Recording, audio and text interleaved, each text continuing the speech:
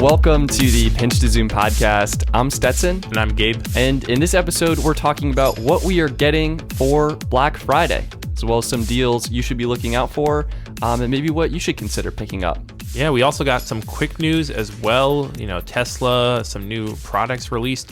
We're through Techtober, but there's still stuff coming out. It's true. It never stops. It's almost like onslaught. It's almost like they can release it whenever. Right. And now that we're approaching Black Friday is when companies basically start to become profitable. Their stock goes black and they can make all the money and revenue for their year right in this. Well, not all the revenue. Not all but companies. it's mostly profit. Like they turn profitable, and the sales they have now are really important for them. So there's a lot of great deals for consumers. That's how they're able to do it. So yeah, but that's coming up later, all of the Black Friday stuff. And before that, though, I think it's probably time to dive into quick news. All right.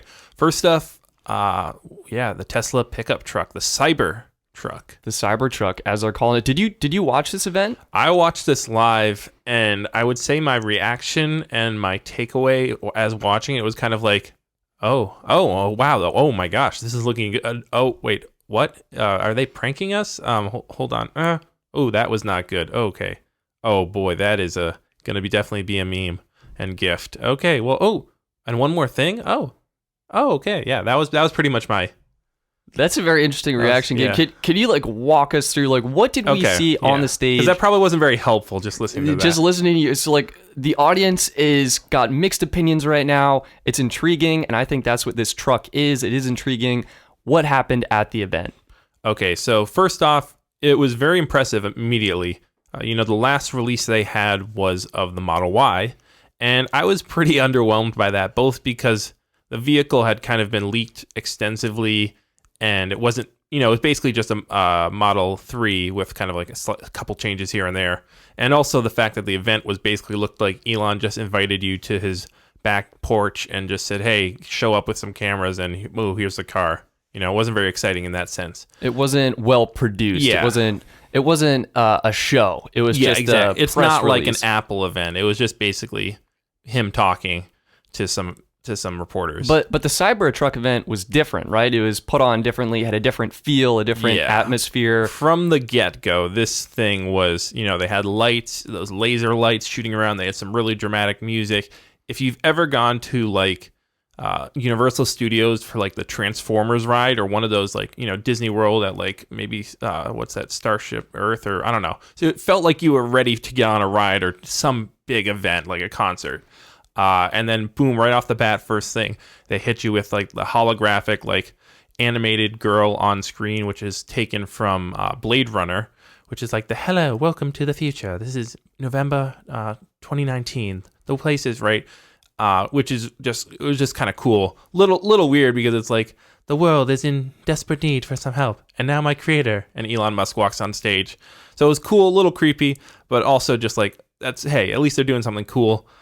And then very quickly they brought the truck out, and it was wait, hold on, what? Yeah, so for those of you who have not seen the truck, and I don't know how, this truck is basically plastered all over the internet. It's got a very polarizing design. I would describe it as... Hold on. If you needed... No, you don't even need to describe it. If you have a kid near you, ask them to draw a truck. And there you go. That's it. Most likely they drew something that looks exactly like the Cybertruck. It looks like a low poly render of an actual pickup truck. Yeah, basically a triangle with wheels. Yeah, that's a great description. It's a triangle with wheels.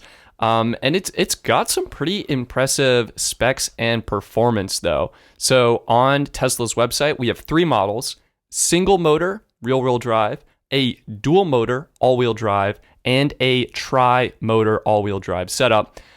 Base is going for 0 to 60 in 6.5 seconds with 250 plus miles of range, and of course a bunch of other truck specs. And if we max this thing out, it's doing 0 to 60 in 2.9 seconds with over 500 miles of range. So for an electric vehicle by itself, this is pretty impressive. And I think they said it was starting at $39,000. Is that correct? Yeah, $39,990.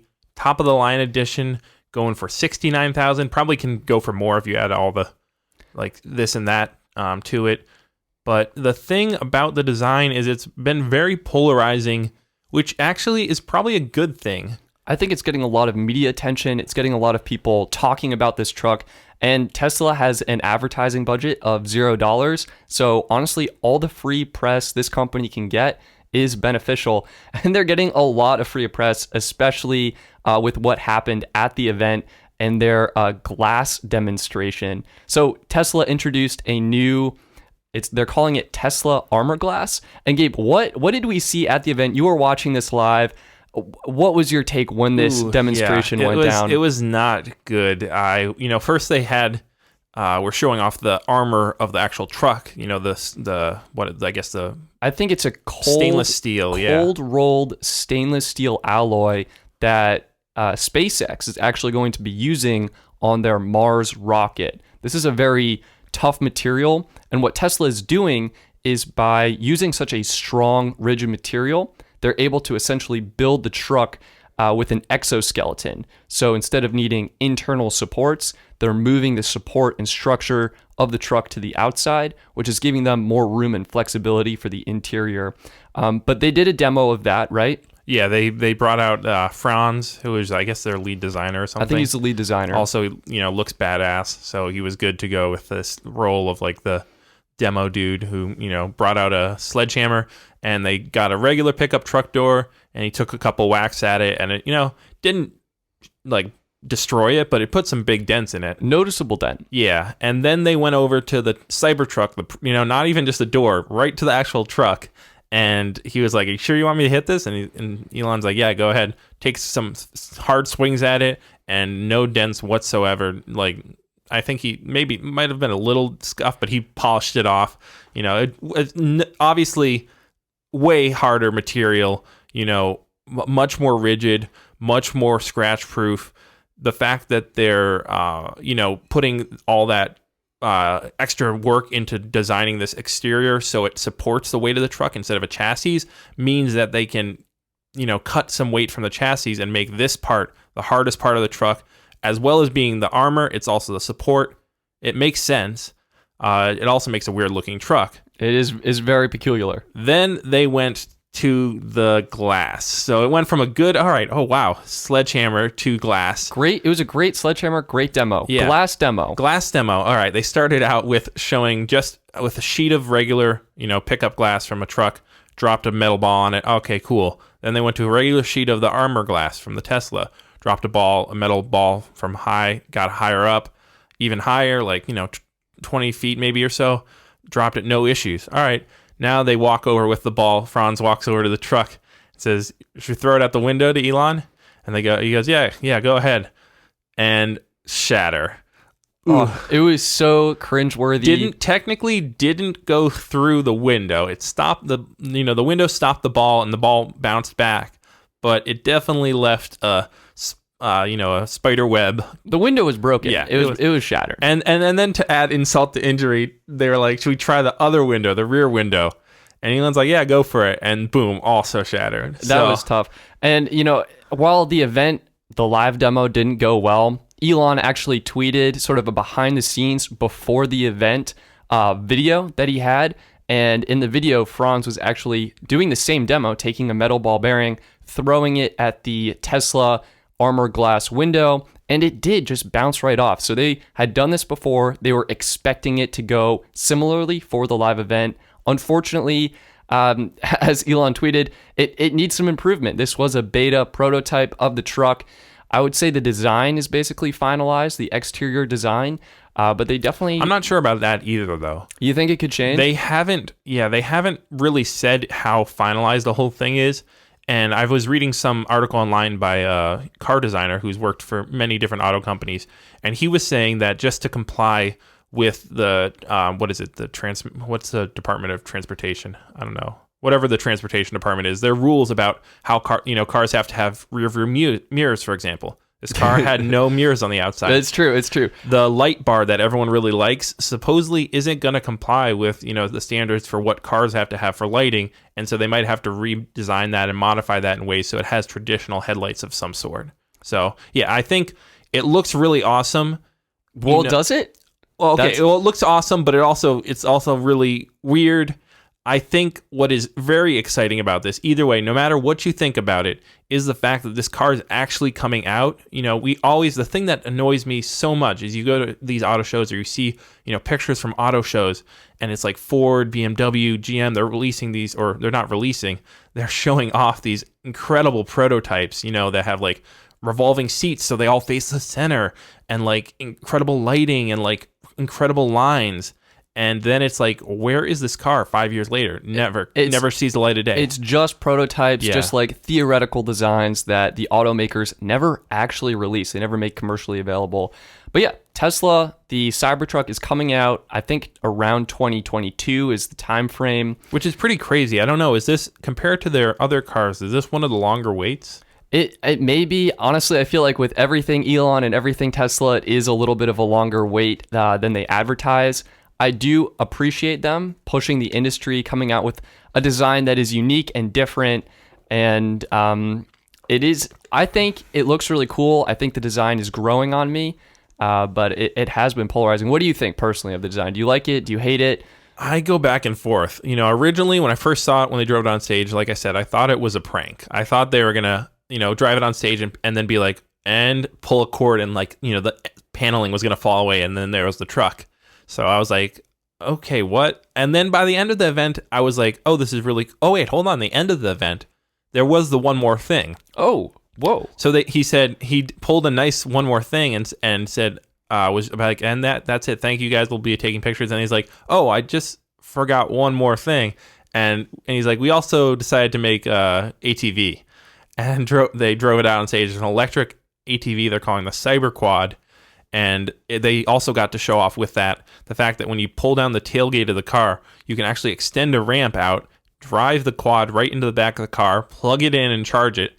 And what I was going to say, though, is that it looks way better with that quad in the back of the car. It kind of adds almost a rear tailgate, like a rear spoiler to the car, and kind of adds a couple more lines that make, otherwise, it, like you said, it looks like a super low-res render. Low poly render, yeah. And this with the ATV in the back, it just adds a little more interest, some downward lines that aren't there and breaks it up. I also want to give Tesla credit. I think this was the one product of 2019 that did not leak before it was actually unveiled. And that was cool. Like, this was a genuine surprise for everyone. And that, I give Tesla a lot of respect for that. I would say, though, the reason that they're able to do that is because, unlike the other products that have been released this year, this one's not coming out for 2 years, for 2 years, right? So when Apple's releasing the AirPod Pros, for example, they have to have hundreds of thousands of those already manufactured and ready to go, which is a lot harder to prevent leaking than two, cars. It's true. There's literally only two of them in the world. So, but I think, that was the Tesla event in a nutshell, or a longer nutshell. I think we should move on to some of the other quick news topics. Yep. So next in quick news. Spotify. This is actually pretty exciting. You'd be driving your truck, listening to Spotify. Spotify is now helping people discover podcasts. They're kind of moving into that podcast realm. I think we went through our analytics recently. Oh, yeah. Well, and we always talk about, podcast discovery is just something that needs a lot of work. It's not really platforms. There's not one platform, right, that you upload to. So it's kind of hard for them to really, show, oh, this is the platform to go to for podcasts, because they're kind of everywhere. It's really what... It's not a very good system right now. But Spotify is really... They were number 2 for us. Yeah, it's number 2, and they've shown a lot of interest in podcasts. I know they even have some exclusive podcasts, like Amy Schumer. They paid her a bunch of money to just have a podcast on Spotify. It's nowhere else, which honestly, I didn't used to listen to podcasts on Spotify. I now listen to podcasts both on Spotify and on Apple Podcasts, because there are some that I can only get on Spotify. And it looks like it's paying off, that as well as the fact that they're now, I've noticed it personally, but they have this little thing popping up if you use Spotify on your home page, or like home screen, I guess, which says like recommended podcasts, or what do they call it exactly? So it's called Your Daily Podcasts, and it's a new playlist that Spotify is curating. They have a new algorithm that is suggesting episodes from shows based on what users are listening to and new ones they may enjoy. So I think This is Spotify expanding out into the podcast area, helping new podcasts get discovered by listeners. And they're noticing actually a pretty strong conversion rate of podcast listeners to paying Spotify subscribers. I think people want to reduce the amount of ads they're listening to while they're listening to podcasts, let's say in a longer car trip where you can't necessarily skip through an ad or change the station so easily. And podcasts already have They already have ads. So then having a Spotify ad, it's like ads on top of ads. That's cool to see. And again, I'm keeping my eyes out on how the podcast landscape is changing. What do you use to listen to podcasts? I've been switching back and forth. So I used to use Overcast. Okay. This is an app dedicated for podcasts. I ran into some problems recently on a trip where the podcast I wanted to listen to wasn't downloaded, and the app would just switch to playing a podcast I already listened to. That got really annoying. So I just switched to Spotify because I could create my own playlists, and it would play through like it would with normal music, and that worked a lot better for me. Yeah, and I do like now they finally added the ability that when you go to your library, you have a dedicated music section and then a dedicated podcast, like tabs. I think before it used to all be like under one thing, and you'd scroll down to the bottom and there was podcasts. Now it shows they're definitely putting a focus on podcasts. They're putting an emphasis. I think this is great. Would you want a dedicated podcast app for Spotify, or do you like having it all in one app? I think I would like a dedicated app, but I don't think that's going to happen. Yeah, I'm not sure. I kind of initially would think that I would, but it is kind of nice having it all in one, especially since, to download your stuff offline, you need to be in the app, So if it was a separate app for podcasts, if you didn't open that up, for example, before going on a trip where you didn't have Wi-Fi or internet connectivity, and then all of a sudden you opened it up, and it hadn't downloaded for the past week because you hadn't listened to podcasts or something like that. Or you hadn't opened the app recently. Yeah. Whereas music, you're almost always in, I feel like. On the flip side of that, would you like to see Apple Podcasts merge with Apple Music? No, definitely not. I wouldn't like that because I honestly think the Apple Podcast app is better than the Apple Music app. Interesting. Yeah. I actually struggle to use that. I like Spotify. I think we should move on. Yeah, moving on, we got some new products. So the first one, very exciting. Stetson, why don't you just disconnect your microphone, chuck it out the window right now. Go grab your studio shotgun mic and your lav mic, chuck them all out, because we got a new microphone that can do it all. This is the MacBook Pro? This is something else? No, not that. We'll get to that later. This is the Rode VideoMic NTG. Wow. So yeah, what? They basically combined, as you can tell, they also combined, because they do have a video mic. They have an NTG. Now this is the VideoMic NTG. So they took a bunch of their names, smashed them together. This is something that it's a USB mic, so you can charge it up via USB, plug it into your computer, and record directly to your computer. Or you can also put it on top of your camera and use it as a shotgun mic on your camera. So it'll connect both via USB and directly to a 3.5 millimeter headphone jack on the camera. Exactly, yeah. And it has a 30-hour battery life, which is pretty incredible. And it only is going to go for $249. So that's, looking at Rode's products, that's decently affordable. They have some cheaper mics out there, but considering what this does, this is only like slightly more expensive, or actually I think it's about the same price as the NT ones that we're recording on right now. And it's a little more expensive than their dedicated on-camera microphones, which are not as good quality. And so, yeah, I think this will be really interesting to see how good of quality it actually is. And also no idea on release date. So yeah, unfortunately, we don't know when it's coming out. It seems to be promising a lot, though. And to your point, for creators just getting into this space, one microphone to do it all not only can make your workflow easier, it can be more affordable. Yeah, that's what they were talking about in Lord of the Rings, the one microphone to roll them all, right? Right. Yeah. This is going to be a compelling product. Keep your eyes out if you're a creator looking to upgrade your audio setup or find something to make your workflow easier. Yeah. Moving on, we got the Ricoh Theta SC2. What, Gabe? What did you just say? Yeah. What were those words? Oh yeah, this came out of nowhere, kind of. I honestly keep a pretty close eye on cameras. I didn't see this coming. It's exciting though, because I think this is only really our second or third 360 camera of the year. This is a 360 degree camera, 2 lenses on there. The other one we just saw previously was the GoPro 360 Max, which is really an awesome 360 camera, but at $500, it's a little expensive. It's also more for actiony stuff like that. This one is aimed at your kind of everyday person wanting to take some 360-degree video or photos and stuff like that. And it's only $299. It has 4K 360 video. Ships December 2nd. Yeah, it looks really good. It's Ricoh is actually a very good company to go to for 360 cameras. That's interesting to me. I've actually never heard of them. Okay. Well, yeah, that's a little embarrassing because they're actually our sponsor for this. No, just kidding.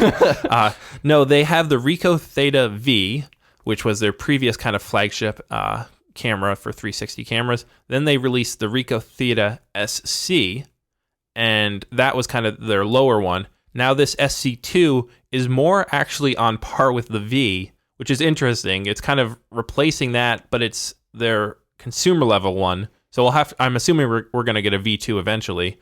But until then, yeah, this is for $299 is very affordable for an action for kind of an actiony based 360 camera. The Insta1 X 360 camera is $400. So that's $100 more. And I think there's another one out by them as well that's like a 360 as well as a 180-degree camera that's also $400. So I don't know. If you're into 360 cameras, this is potentially one to check out because it's new and it looks cool. The colors are nice. It's got some fun colors. It's for size. It looks really small in the product images, but there's a photo on their website. It looks about the same size as an iPhone 10 or 10s. Yeah. So I think it's a pretty sizable camera. And you would, of course, use the app to go with it to Bluetooth, record it. Wi-Fi and connectivity. You were saying this camera actually records everything horizontally, right? Is that correct? Was I saying this? Or is that a different? Is that the phone? That was the phone, a different phone. No, what this one does though is it does have stabilization. The previous generation of 360 cameras, you would record, and if you tilted them all, you could be watching it, later, and you'd be tilting your head trying to be like, what is going on? This now, if you can tilt it sideways, whatever which way, it'll always keep the horizon level. That's cool. a really cool feature, and I wouldn't necessarily have thought of that either. Yeah. Well, moving on though, because we do have some other stuff. We have some phones. Quick news. Yeah. A phone, the RAZR phone, making a comeback. Wait, this is 2019, right? It is 2019. Yeah. So why are we talking about a RAZR phone? RAZR is adopting their flip phone design, combining it with the new bleeding edge foldable smartphone design that we basically saw from Samsung with the Galaxy Fold. And that was definitely bleeding edge because it had some problems. It was an injury. And they're basically making that classic Motorola RAZR design. And instead of having the T9 dial pad and a tiny little screen up top, this is now basically a flip phone that unfolds into a full vertical smartphone. Yeah, once it unfolds, it's about the size of a regular smartphone. It's a 6.2-inch OLED display. Yeah, so I think it's a little thinner than a traditional smartphone. I think so, at least the top part. Aspect ratio, yeah. And then the bottom is a little bit thicker. It looks like it has a fingerprint reader built in. No, sorry, I was talking about aspect ratio as far as the height is a little bit. It is a little bit taller, I think. So, but it does have two screens, right? Yep, that's correct. One when it is folded, so you can check the time, notifications, and cell signal status, stuff like that. Then you just unfold it, and you've got your full display. Well, and also, what is that front screen used for as well? For taking pictures. Yeah, there we go. Boom. Because it only has one camera. That was the really interesting thing I found with this smartphone. We get to there's a certain point where you're like, okay, I think I've seen every way that they can put cameras on this phone and figure out how cameras are going to work with this phone. I think the Samsung Galaxy Fold, doesn't that have 6 cameras on it? It does have 6 cameras for all the different folds and orientations you can have the phone in. This is like the opposite. They're like, let's just go with one camera, because when you fold it up, that's your selfie camera on this little outside screen, and then when you open it up, that's your back camera. It's true. And I think does it have one front facing for video calling, or is it?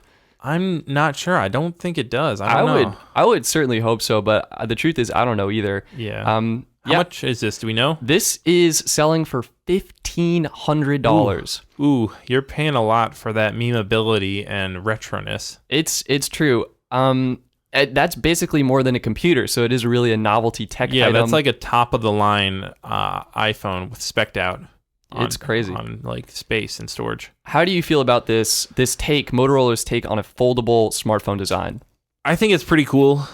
I gotta say, it looks cool. I don't know, if it's going to be very popular. I think it will be popular just off the, initial like, oh, cool, like, wow, this is something new. But it's something old factor. But I don't know how long. Like, are we going to see a Gen 2 of this? I'm not sure. Right. Sure. How do you think this compares with the Galaxy Fold? Like, Fold is more of a horizontally folding device, more like a book. This is a vertically folding I phone. do like that aspect. I personally think is kind of interesting and kind of like we need the folding phones things is not here to stay yet. Like, it's definitely, like we're right on like the cusp of like, we're before the iPhone was released, right? If the we're iPhone, in beta. Yeah, exactly. If when the iPhone was out, that's what launched smartphones. We're not to that yet, I don't think. Unless maybe this is the one that does it, because it looks like it's at least going to be a more rugged and more durable fold and not going to possibly have the issues that Samsung had. I personally think this is a really smart implementation of a folding design. I think for me, this is more usable than the Galaxy Fold. Although Linus from Linus Tech Tip says he loves the Galaxy Fold, and that's been huge for him for productivity. But moving on to this is some 16-inch quick news. This is a bigger display. Not the biggest news, only 16-inch big. 16 inches of news. Gabe, what happened? What is 16 inches? What is everyone super excited about? That was a little... No. Okay, I'm sorry. Let's get off that track. But yeah, we did see the MacBook Pro 16-inch come out. This is kind of old news by now. It's been out for about a week and a half. And it's made me very upset because I just got a new MacBook Pro 15-inch last year. Paid about $3,200 for it. And now for that same price, I can get the same size computer that has a 16-inch display because it has smaller bezels, has double the storage capacity, has double the RAM, better processor, and better graphics card. And the big feature, a better keyboard. Hold on. No, I'm still mad at Apple. Don't go on praising it. I'm just mad at Apple right now. No, it's Apple. Send me this new computer, or else I will never forgive you until you release a new product that I buy. Think about it, Gabe. You could do an unboxing video. Those go viral. Yeah, there's no one else who's unboxing this.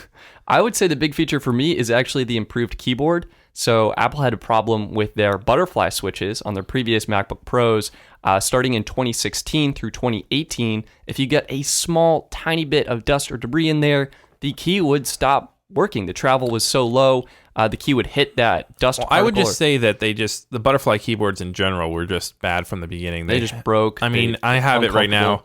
It's so little travel. You get used to it in the sense that you also you'd get used to, if you couldn't use one of your legs. But it's not a good experience. So now they basically combine the old keyboard kind of with the new keyboard. Well, and it's a cross between, gives you a little more travel, hopefully more durable, not going to have that issue, and yeah, it feels better. It's the same keyboard on that they use for their Magic Keyboard, which is used for their iMacs. Yeah. So that kind of feel, and the escape key is back, and this can go up to 8 terabytes of storage, which is crazy.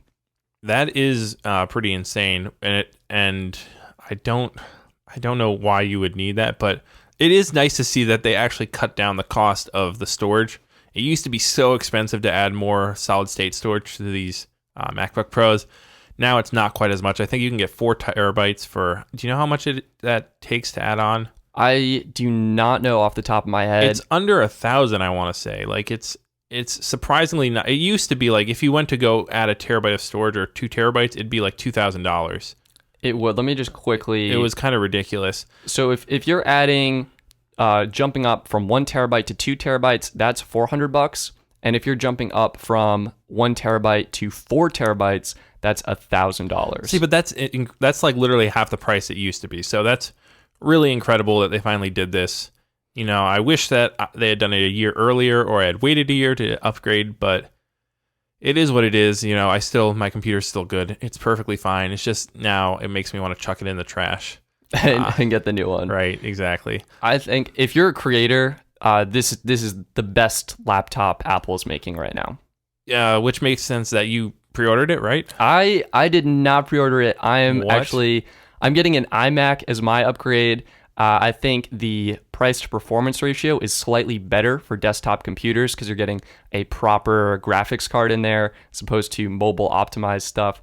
But if you're someone who works on the go, the new MacBook Pro is a really great product from Apple. Hey, I think was that the start of a rap? Boom. If you're someone who works on the go, get the new MacBook Pro. It's like anyways, moving on. Last thing for quick news is Google Stadia. We are big gamers. We're huge gamers. You can check us out on Twitch. We're on Twitch now. We're live streaming. As we're recording this, we're actually live streaming gaming on... Oh, come on, get that jump. Oh, yeah. Double bonus. Shoot that. Bonus XP. Yes. Double... level up. Yeah, woo. All right, touchdown. Here we go. So Google Stadia, it's here. I actually pre-ordered the Founders Edition. Yeah, you're right in on the ground level for this. The reason I did is because it comes with a Chromecast Ultra, which is basically a good deal. Anyways. It's a great deal. It streams 4K content. I think to summarize the general perception of this from, I want to say, more pro gamers who are reviewing it, is it's not worth it. Okay, we don't care about the press. What has your experience been? I actually really like it because for $130, I basically got back into couch gaming, which is a casual, relaxed way to just have some fun, playing some games, sitting on the couch. And I think my internet, it's fast. You need fast internet for this, and it worked. I didn't notice too much of an input lag. Again, not a hardcore gamer here. I am just casual. And hold on, wait. Can you summarize? There we go. Summarize. That's actually when you're in the summer and you're summarizing your summer. Summarize. Sure. This wasn't out in the summer, but now that it is here in the fall. Now, summarize the pricing and like what people have to pay to use this. To get into Stadia, I think you can actually create an account for free, and then you can play on your computer. If you want to play on your phone or on your TV, that's where you're going to need a Stadia controller. I believe these are selling for $80, $79 for a controller, and then that will hook up to a compatible phone. Right now, it is limited to Pixel 2 through Pixel 4, and you have a wired connection via USB-C. If you want to play on your TV, that's where you need this specially designed Chromecast Ultra. And what I thought was interesting is Google actually added an Ethernet port in the power brick of this Chromecast Ultra, so you can get that wired connection for faster internet and improved latency. But yeah, for me, what's the subscription though? That's what I want to get. Yeah. So basically, it's free again to make that account. You do have to pay per game, and it's typical game pricing, about $60 per game. Yep. If you go with the Pro subscription, which I believe is $10 per month, and it's included, I got 3 months for free, so I can kind of try it out. This improves the stream quality up to 4K. You get some special Pro discounts on games, and I think those are the big ones. It's the improved stream quality. Any included games with that for free? I got 2 included games for free, and the one I picked up was the Destiny 2 bundle. Okay, that's interesting. Well, I think I haven't played it. I watched you play some last night and looked at the interface. I think what this definitely needs is some time. Even with regular game consoles, they say the best time to buy them is 2 years after their release, because that's when they have the most number of games for them. All the software is sorted out and everything. So I think probably a year or so after Google Stadia comes out, will be when it starts really getting good, because you'll have more games on the platform. Hopefully I'm really would be really enticing for me is if for that $10 fee you got some like Xbox Game Pass does, or the EA Pass does, where you get games included for free each month. That would be really cool if this month I can play, whatever game that is that's out, Assassin's Creed, even if it's not the newest game, even if it's Assassin's Creed Black Flag, a couple years ago that I'm able to play. Hey, that's at least something new. If I'm paying $15 a month, maybe even that would be cool. So yeah, I think for gamers, this is definitely don't get this if you're a hardcore gamer. Get it if you're someone like me. But technically, you're using a better processor and everything. I guess it's true. I'm offloading. For those of you who don't know, Stadia is like Netflix for gaming. You are streaming the game, which is being played on a high-powered, specially designed system in a Google server. It's powering the game, running the instance of the game, and then you're streaming that to your TV. And for me, it worked well. It's cool to get back into the casual gaming atmosphere and to play some, like I've never played Destiny 2, but I got into that. But if you're a pro gamer, like consoles are absolutely the way to go. Gaming PCs are the way to go. This isn't really for you, and that's okay. Though we did see the cool thing coming potentially, if you're into streaming and stuff, that you'll be able to let people jump right into the game where you are, play alongside you. You know, in your video, they can go click on the link, play from that part in the game where you were playing. So potentially some really cool interactivity is coming with this. I don't think it's available now. Not available now. I think you'll also be able to hand off gameplay to a friend. Yep, exactly. Say you're stuck at a challenging part in a level for you. You can have your friend jump in, beat that portion, and then you can get right back in and continue playing and enjoy the rest of the campaign of the game. But like kind of like what I said, though, it's wait a year or so, and this will really get good. It's in beta. Basically, I think a great way. Founders Edition is beta testers. It's beta. So The Verge's Sean Hollister says it's effectively a beta that Google is charging real money for. It's true. It's not there yet, but I'm excited, and I think this is a really cool push in the gaming industry. Yeah. Well, that's it for quick news.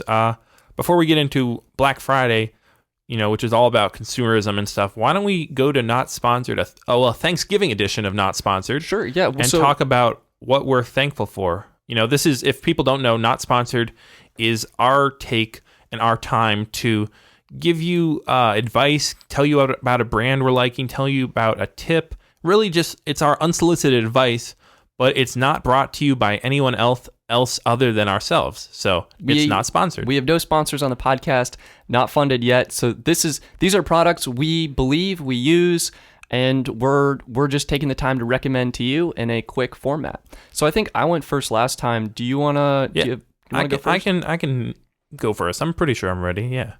So get the shot clock up. 30 seconds on the clock, like a regular ad. Ready, set, go. This episode of Not Sponsored, I want to say that the Pinch to Zoom podcast is not sponsored by FaceTime and Skype's still around, Google Hangouts, basically any way of easy communication. In today's world, we're constantly communicated, constantly connected, but this time of the year around Thanksgiving, take the time to really use those. FaceTime one of your friends from a while ago that you haven't talked to in a while, call your grandma up on the FaceTime, see him face to face, and really get that close to human connection in today's world. Yeah. Pretty good. All right. Yeah. Who are you gonna call? Ghostbusters? No. I think I don't know, it's hard. My grandfather, I usually FaceTime him about once a year, and it's great. It's a good time of year. Sometimes I get like a close up of his ear as it's like thinks it's on a phone call, and then it's like, oh, hold the phone in front of you. But yeah, that's always good. I know we had a friend who was in Argentina always for the winter.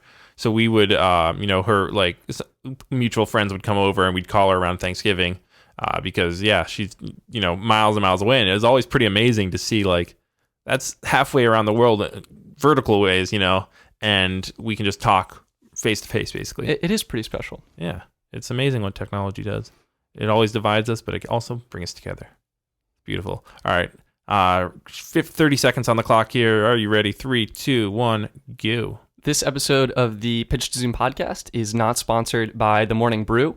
The Morning Brew is an email newsletter that covers everything from technology to the world of business to even they just announced a new politics newsletter, if you're interested in that. Their description is a daily email newsletter covering the latest news from Wall Street to Silicon Valley. It's informative, witty, and everything you need to start your day. I really enjoy the newsletter because of its comedy, it's entertaining, and it's informative, and it's a great way to start your morning. Good job. Perfectly timed.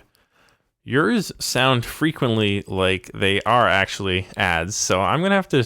Can I get a look at your email account? Because hold on, wait. What is it? From the Morning Brew sponsorship opportunity?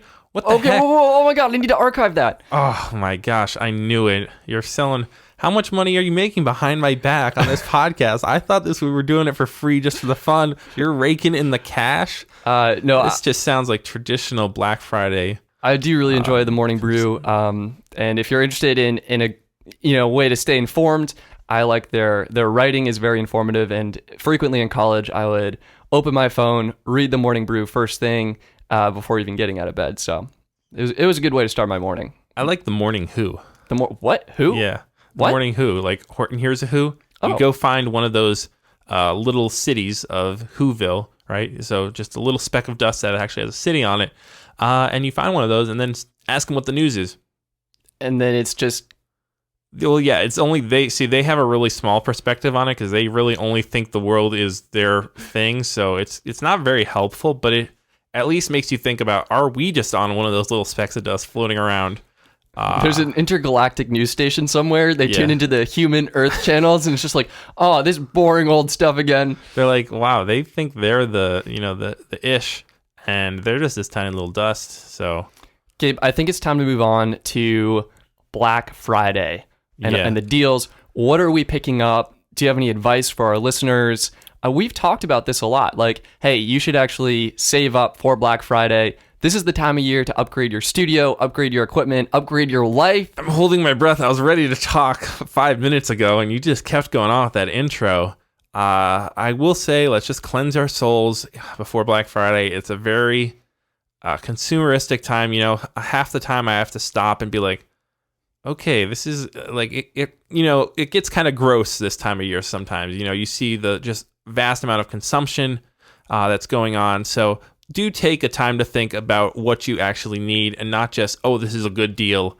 I need to get it, because a good deal isn't a good deal unless it's something that you're actually going to use, that's actually going to make your life better, or, that you're going to give as a gift to someone and is actually going to, bring joy or happiness to them. New York Times bestseller Greg McKeown wrote a book called Essentialism: The Disciplined Pursuit of Less. Yep. You may consider taking the time to time to buy that. So. Buy that, get it on a deal, but really think about what is going to add value to your life and what is essential before you head into this. And that is everything that you can freaking get on sale, man, because it's Black Friday.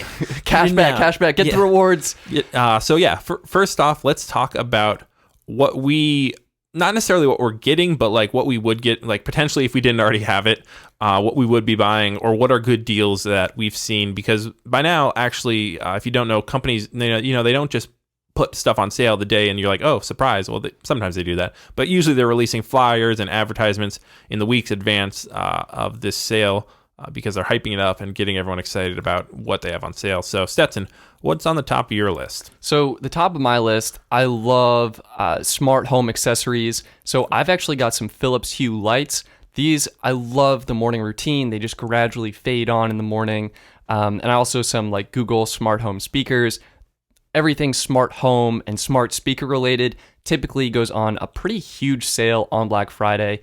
And this is a great way to improve the lighting of your room and get some good music vibing out in different areas of your home. Yeah, I agree with that. Smart home stuff we've mentioned several times is one of the highest margin items that are really available at a traditional tech space.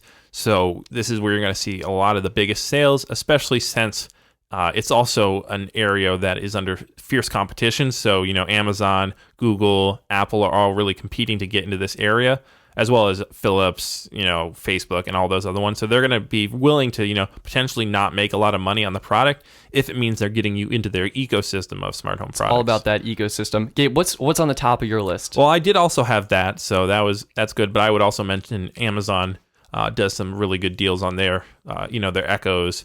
And their line is expanding so fast. Now they also have Wi-Fi stuff with Eros. They have the Nest. No, they don't have Nest. They have Ring. It's true. Yeah, the smart doorbell. But so I was just going to add that Wi-Fi stuff, for example, mesh routers are good. But I think the top thing, if I have to go to something else, would actually be the GoPro 8 bundle that I'm seeing. I just picked up the GoPro 8, which, as you remember, came out literally only a month ago for $400. They're having a bundle at Target, Best Buy, I think Walmart, maybe even B&H, mainly your mainstream retailers. That's going for $349, right? Which already, that's $50 savings. Just on the GoPro itself. Yeah, but this bundle is including a little short tripod, a head mount, micro SD card, I think it's 32 gig, and an extra battery. Wow, that's huge. Yeah, that's huge. This is usually $450 bundle that's going for $350. And if you get, a store credit card, like a Best Buy credit card, or you have a credit card that has, 5% bonus cash back on one of those Targets or Walmarts during this time of year, you're saving even more money. So, well, you're not really saving it. I don't like to think as cash back as saving, because then You're spending to save money, which isn't work that way. That's not a good mindset. But either way, yeah, $350 for a GoPro. It's perfectly priced at $400, but the chance to get a bundle and the GoPro 8 at $350 is incredible. If you don't want to still spend that much money, look out for the DJI Osmo Action, which is definitely an inferior action camera, but still it's decent. They're going to have that for $280 at B&H, and the GoPro 7, which is still an incredible action camera, despite the GoPro 8 being out, will be probably for $300 or less. It's true. Those are great deals. The one thing I'll also say is now is typically a great time to get a smartphone deal. I recently saw Google's Pixel 4, again, a brand new smartphone just came out, already on sale, $200 off, starting at just $599. Now, with these, are these ones that are going to require you to sign up places or what? So what's amazing about Google Pixel, it ships unlocked. So this deal is available to everyone. It's through Google. It's through Google, through the Google Store. It's just $200 off. But they do also have, through wireless carriers around this time of year, they have some pretty good deals, like $300 off sign up. Or add a line stuff. Verizon, AT&T, T-Mobile, they're going to have compelling deals for both switching to their network, and if you have an old phone and you do a trade-in program, you typically get some really good financing options. And the way that works is you get credit applied to your account over time, and that's an incentive for you to stick with that particular carrier. But again, if you're happy with your service, you could potentially trade in your phone, upgrade, and get some savings out of it. So check those out if you're interested in a new smartphone. Yeah, just because I did mention it, talking about credit cards, the best credit cards for technology purchases. Just want a quick tangent. Personally, I think the Best Buy credit card is actually the best. It gives you 5% cash back at Best Buy. So if you purchase a lot of stuff from Best Buy, that's really good. It also gives you financing options, which I'm personally not a fan of financing stuff. I think you should always try to buy it up front. Don't get yourself in any more debt than you need to be.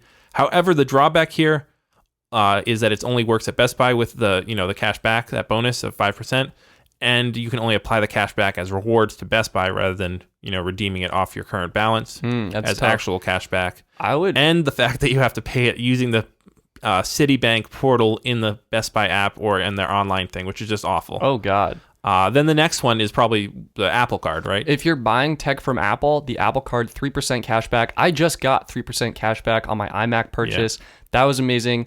And what's cool is on Black Friday, Apple, they don't do discounts, but they'll include Apple Store gift cards with your purchase. Which is nice, but last year I think we saw $50 if you were getting an iPhone, and up to $200 I think for their MacBook computers. Yeah. So, and then I think this could be even second or third or first even potentially is the Amazon Prime gift card. I think it's through Chase. And you've probably seen it before if you buy on Amazon, like, sign up for the Amazon Prime credit card now, get $60 off your purchase. So this one actually gives you 5% back on all Amazon purchases. So if you buy a lot through Amazon, which pretty much everyone does, unfortunately, I try to avoid it, but everyone makes a couple purchases here and now. So this is a potentially good one. If you have a big purchase coming up, sign up for the Amazon Prime one. I also forgot the Best Buy one. On your first purchase, it gives you 10% back. So that's pretty. If you have a big purchase, that could be good. I will also mention B&H. They are located in New York, and if you purchase from outside of New York, it's often a tax-free purchase. For me, that tax is like over 6% in Massachusetts, so that's already just a pretty huge savings on tax added onto an item. And then they support Apple Pay, so I can get 2% back with the Apple Card. So something to keep in mind, an Apple Card gives you daily cash, so I get that cash back instantly the next day. No hassle like the Best Buy card for deals. But yeah, Amazon with that 5% is also really good too. Yeah, so a lot of people spend a lot of money at this time of year, so it's good to at least, try to also not spend as much potentially, but if you're going to have to spend it for gifts anyways, at least be getting some cash back, and optimize that. Not spending will save you more than spending and getting cash back. That's the thing. They try to trick you into thinking, but I'm getting cash back. That's so great. But it's like, hold on a second. I'm also spending $1,000 that I didn't need to spend. All right. What else are you buying using these cards? Okay. So this is on the top of my list, and it's something I actually am probably buying. It's pretty much, this has been consistently the only thing I buy year after year on Black Friday, and that's DVDs and Blu-rays. Whoa. Wow. I'm surprised. I did not see that coming from a tech guy, tech enthusiast. and someone who doesn't even game, like, Well, this is the hack here, okay? Is that most Blu-rays nowadays come with a digital copy. So if you go onto, any other time of the year, if you go into the iTunes store or something, I know you can stream like half the movies that are out there anyways, but if you have a movie that's like your favorite movie and like you never know when it's going to get removed from a streaming service or it's not available, and you want to get that movie so you can watch it year round no matter what, that's usually going to cost you like $15 at least. If you get a 4K version, it's like $25 potentially. And it's the same thing if you buy a digital or a Blu-ray or digital copy, doesn't matter. This time of year, you can actually get DVDs and Blu-rays that are down to like $4.99 sometimes. 4K versions for like, I think I picked up one last year of Avengers Infinity War for, I think it was $12.99 or something like that. That's a 4K Blu-ray disc with a digital copy. Where are the digital copies going? Like, how do you access those? I think most of them are through Vudu. I think it is. Is that what it is? I don't know. I'm not in the movie. There's this one streaming service that's kind of an aggregate of all of the it's iTunes, it's all these different ones, and it brings them together so you can claim it in one, but then you can download it in iTunes, you can download it in Amazon Movies. Like, it kind of, whatever account you sign in, it shows that you've redeemed that one, which is good because it's like if you buy a digital copy in iTunes, you should also get a digital copy in Windows, whatever. What movies do you have your eye on this time of year? What are ones? Hold on, let me open up my Best Buy app. Keep talking for a second. Okay, sure. I guess for me, as something similar is socks. Every year, socks go on sale. Undeniably. Okay, that's too boring. Let's go back to my movies. You need socks, listeners. You do need socks. I'll say that. But the ones I'm looking at, Captain Marvel, personally, that's going to be on sale at Best Buy. Avengers Endgame.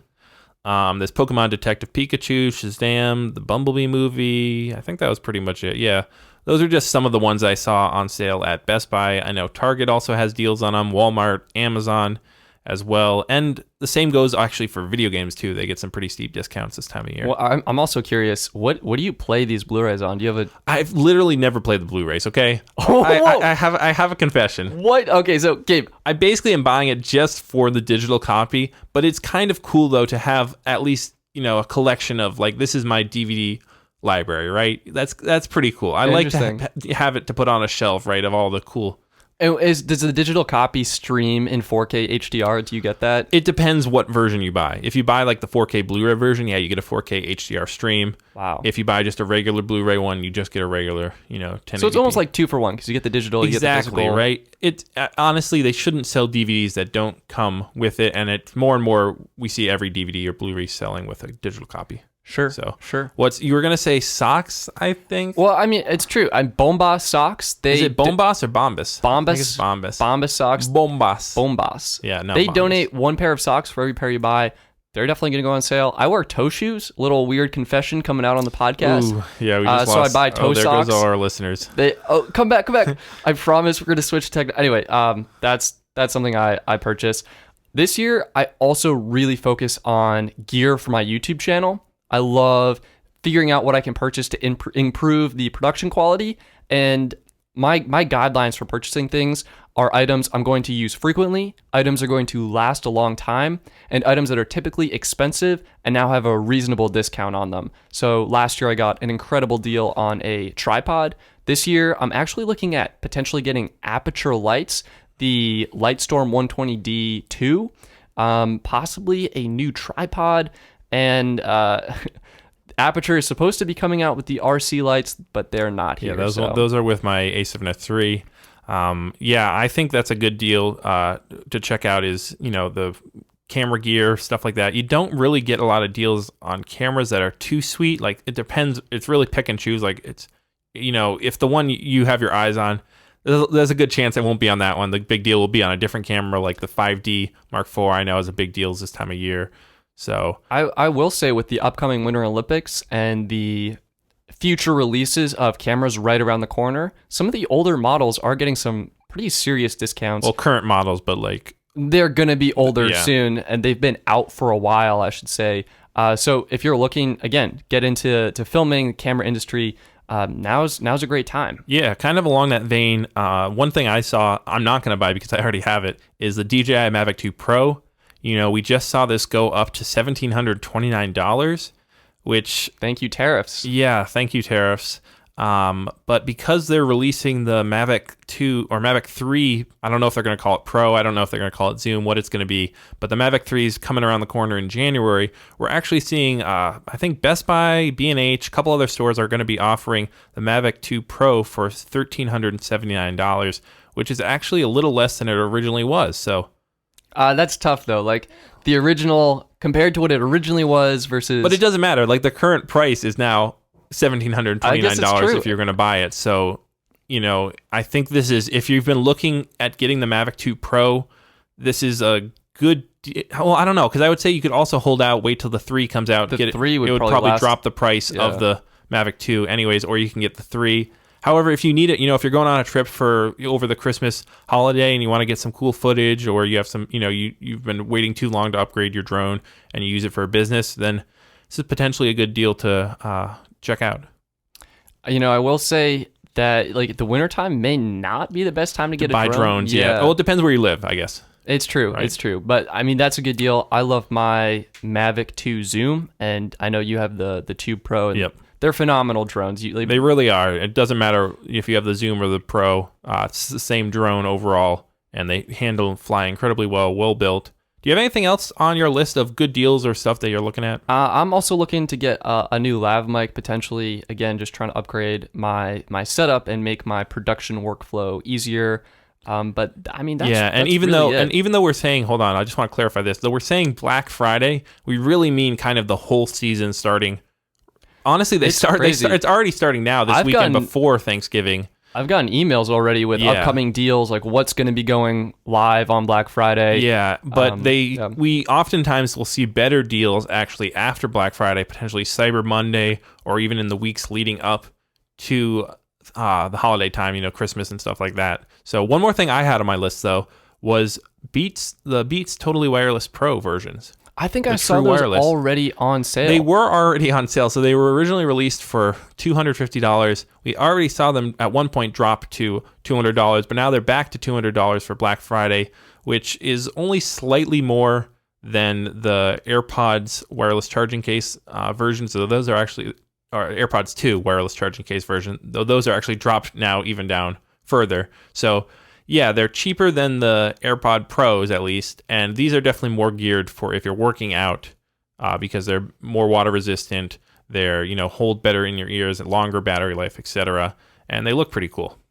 I guess a couple other things I had. I'm thinking of getting blue light glasses because I realized my screen time is like 10 hours a day. Which brand? I was looking at Felix Gray. Okay, yeah, that's the ones that are pretty much claimed that market space. And I think Movement also has some, but. MVMT? MVMT Movement, yeah. But that's really it. There's also, if you're a YouTuber, there's a site called Motion VFX. They make plugins for Final Cut Pro. Every year, their motion effects go on sale. Last year, picked up like 5 different effects. Really made a huge impact in my channel and the things I could do with my video. So I might see what they have you'll going see on that too. They discount a lot of like software and stuff like that pretty steeply because essentially there's no real overhead on the like once they write the code for that, other than doing like routine updates, there's not much for them to like, if you're manufacturing a product, you actually have cost. There's not much cost for them otherwise. So they can put some pretty steep discounts to get you to use their stuff. Do you have any closing remarks or advice for our listeners on maybe what they should look for? I guess advice for trying to save money while not getting too much crap you don't need, or what to look for this Black Friday? I would say definitely make a list. That's probably the biggest thing. Have your list of stuff you really want, or really all right, I need to get this for my girlfriend, my boyfriend. I need to get this for my parents. I need to get this for my siblings or grandmothers, whatever gifts you need to get. Have those lists. Maybe then have a list of stuff for yourself that you're looking at. That's like improvement stuff for your life, for your hobby or whatever. And then have the list of all right, if there's a really good deal on this, I'll get. And then pretty much just stick to that. Don't go to impulsive buys. And, we're talking about shopping. Most of this is online. You don't really need to go into the stores anymore. I will say, however, it is important to shop local. And oftentimes, there's this big push for Plaid Friday, shopping local, and Small Business Saturday from American Express. So even if you're, spending a lot of money online, and you can always get better deals there, if you're in a small town, small area, remember to support your small businesses, because that's how you get, the money staying locally and how they are around. Otherwise, it's just going to be only online shopping. You're not going to have that option to actually go into a store. Those are great tips, Gabe. And I think you said it best. Turn off your computer, make a list of what you need before any of the deals influence you, and then look for those items on sale on Black Friday. And I think that will help you get the items that are most essential to your needs, as opposed to making those impulse decisions. Falling prey to their marketing. It's, oh my God. You walk out with like a huge cart. What's happening? At the same time, it's appalling. 2 days later, your Amazon box shows up the size of a refrigerator. Loaded with You're like, what? I thought I was just going to order that one tripod. Oh yeah, it was just 2 things, and then this was on sale. I saved so much money; it basically paid for itself. Yeah, like right. This might as well be free. I got the same amount of cash back as I was going to get for buying, as I was going to pay for that original product, but I also spent 6 times that amount. So, yeah. Well, that is going to wrap up this episode. Yeah, best of luck to everyone on this Black Friday. I hope you also have a good Thanksgiving as well, wherever you're traveling. Safe travels. Don't get into too many arguments with your family, but it can't really be avoided, I guess. Enjoy the good food. Enjoy the good company. Share this podcast with them. And yeah, share this podcast. Think about what you're not sponsored thankful for. Yeah, yeah. You're doing your what are you thankful for around the table, and you're like, I just want to say it's not sponsored by anyone. And I think that's going to be it. You can find us on social media at Pinch to Zoom Pod on Twitter, at Pinch to Zoom Podcast on Instagram, and you can send us your questions, pinchtozoompodcast@gmail.com. Yep, that's pretty much it. So like we said, happy Thanksgiving, happy Black Friday, happy... Is there any more release dates for stuff coming up? No. We'll find out, I'm sure. A7S3? Maybe. Maybe not. Wishful. All right, I'm Stetson. I'm Gabe. Thank you for listening, and we'll talk to you next time. I was just going to stop recording, but I realized we need to have something after. I'm feeling a little jittery after the 2 cups of coffee I had this morning. But that was me yesterday. I feel like I was the most alert for this podcast episode. Wait, we just recorded a podcast episode? Oh my God, Dave, you were sleeping? Sleep talked through the whole thing, and it was the best one yet.